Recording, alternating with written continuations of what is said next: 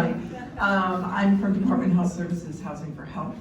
I oversee our street-based engagement, our interim housing, and our enriched residential care programs.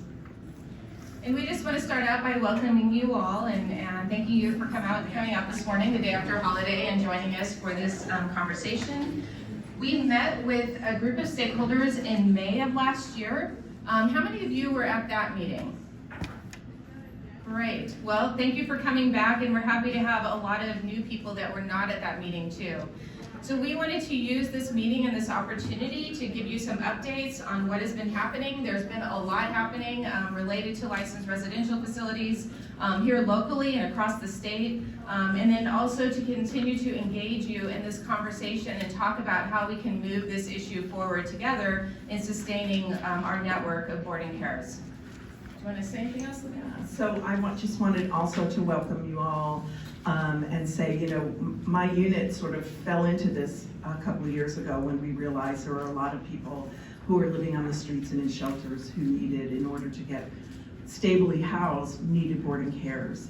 And so we've been learning an awful lot over the past couple of years. We've been working with a lot of you, and we really appreciate the work that you do and know how hard it is and how underfunded you have been. And we really just want to have some time to report what has been happening and give you a chance to meet each other and learn a little bit more, and then hopefully talk about what hopefully the future will hold. So welcome, and so we're going to move into our agenda, and I just want to bring up and welcome the director of the Department of Mental Health, Dr. John Sharon. He is probably one of the most passionate people about this issue. He's taught me a lot about the importance of this housing resource for some of our most vulnerable people. And so he's going to come up and talk about his commitment, the department's commitment to this work, and the things going on, not just locally, but across the state that he's been involved with. So Dr. Sharon.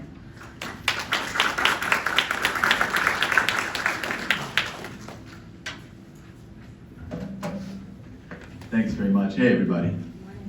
Good morning. It's a board day, so it's always a special day on Tuesday. I'm thrilled beyond belief to be here and talking about the topic of boarding care. When I started this job, which was a little over 3 years ago, and I joke about it, but it really does feel like 30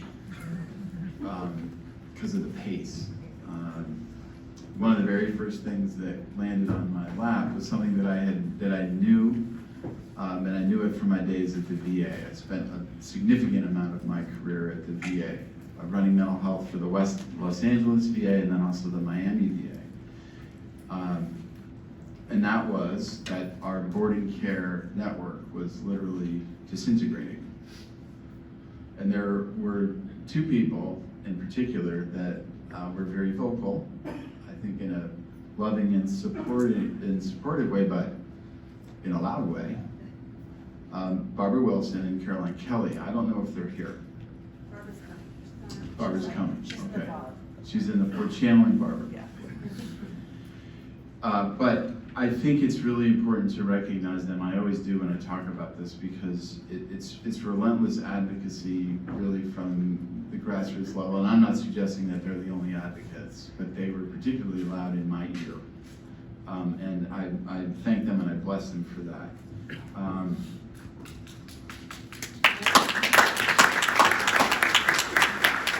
I also really want to thank my own department, the Department of Mental Health, and the Department of Health Services, and these two amazing advocates and leaders, Maria and Libby here, for the work that they've done and been doing to move the needle for us, with us. And the other departments are in as well.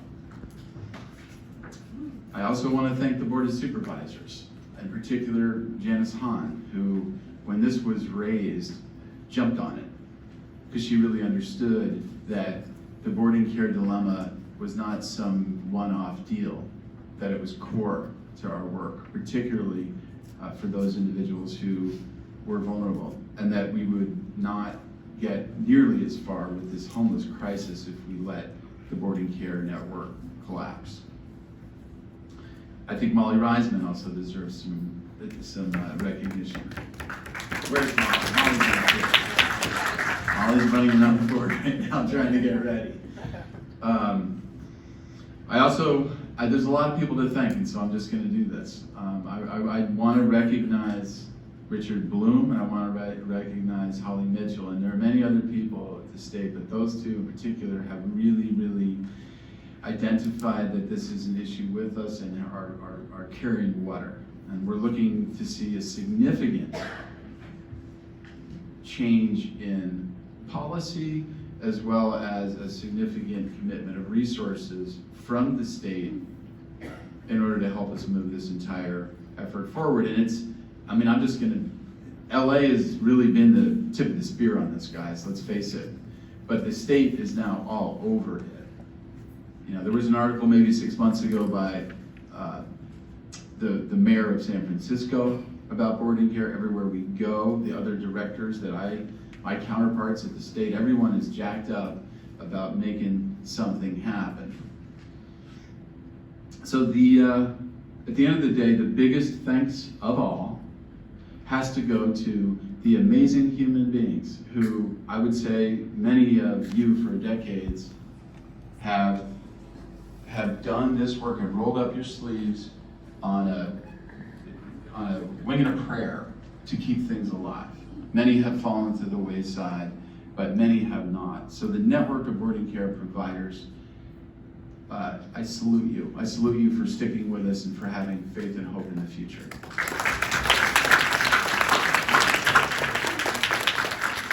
I mean, the issue at the end of the day is that we've got a badly broken business model. It's not sustainable. And that has to change. I believe that it's going to change, and it's going to change in a robust way. And I am a very aspirational guy, and I will not be turned back. I think this is something where we have to really push for the best thing that we can get. And the idea is not just to save the boarding cares that exist, it's to save them, it's to enrich and resource them, both in terms of their environments and the services, and to grow that network so that it becomes a viable business model to address a core issue in our communities, in our society, and to leverage that. When you lose a unit in boarding care, and I say this all the time, 10 beds are closing or 50 beds are closing or whatever it might be, yes, you do lose a bed, but you lose a lot more than that. And you lose a site. We live in a NIMBY world. I wish it were a YIMBY world. But we can't afford to lose sites. And sites are critical. Not just critical because if you lose one, you got to get another, but because they already exist in our communities. And in order for people with disabilities and other challenges to actually flourish, they need to be included, not excluded. They need to be a part and parcel of everyday life, as everyone does in the community. And boarding care is a key part of that solution.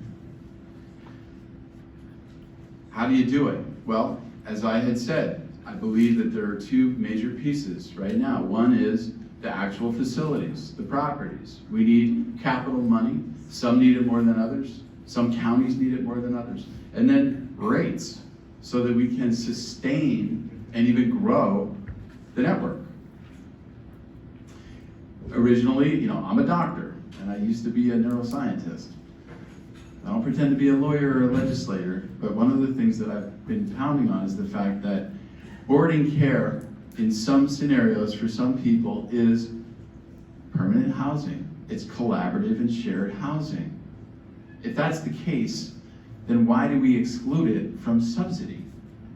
Whether it's Section 8, whether it's no place like home. And I would suggest that that may be a part of the solution. In other words, we can figure out a way creatively, I would hope, to license